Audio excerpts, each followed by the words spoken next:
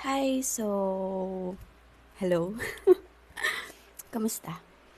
Wala, magkukuwento na lang ako, chichika na lang tayo kasi vacation week pala. Tas wala, naalala ko lang na I had a call, miss call, miss call lang naman.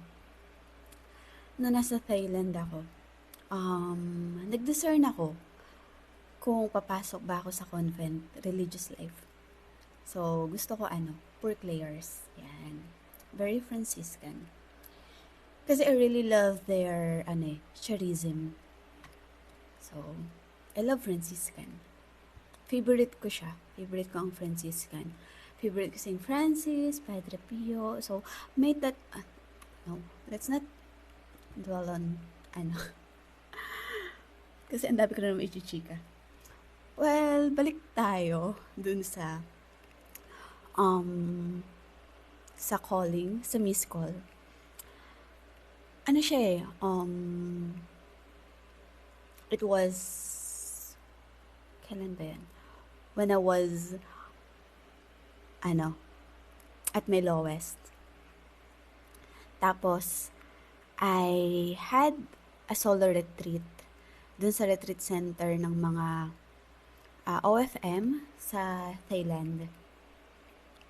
Like, solo retreat talaga.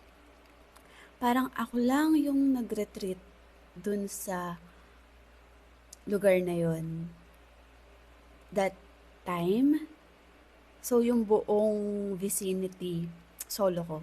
Tapos, mas one-on-one kami ni Father Francis. Tapos, ayun, I had a lot of time to think, to discern, to pray, to read. And alam mo yun, maglalakad lang ako sa labas, tapos yung nature, tapos sobrang sarap sa pakiramdam nung ganong, ano, yung sobrang tahimik na makakapag-isip ka talaga. Tapos, you'll feel God's presence dun sa silence. Hindi siya kind of silence na mabibingi ka. It's more of peacefulness. Yung silence na peaceful, na kalmado, na makakapag-isip ka, makakapag-discern ka. So, ayun yung kind of silence na na-experience ko dun sa retreat na yun. So, ayun. Dun sa retreat, parang napagkwentuhan namin ni Father Francis nga na I'm discerning na umuwi sa Pinas, pumasok sa convent.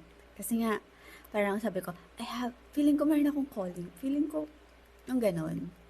Tapos sabi niya sa akin, I cannot forget yung sinabi niya sa akin na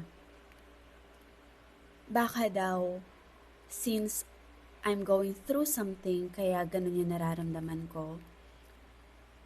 So I have to discern it and always remember na daw na there are things na I can do na nasa labas and there are things na I can do rin na nasa loob. And that time kasi nag-i-start si CD, yung page. So, kaya niya yung nasabi. Then, after nung retreat, parang naging okay yung page. Tapos, alam mo yun, pakiramdam ko, nakakatulong yung page, ganyan. And yeah, hanggang sa pinag-pray ko yun na if still na gusto mo kung pumasok, let me know. Pero kung okay naman, if nagagawa ko naman yung kagustuhan mo na nasa labas ako,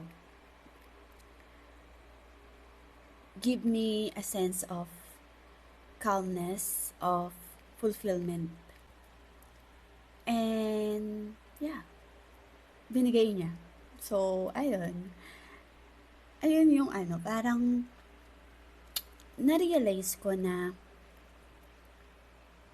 totoo ngayon na ang dami nating magagawa 'pag nasa loob and 'pag nasa labas. So, it really depends kung paano tayo gagamitin ni God. And just let Him.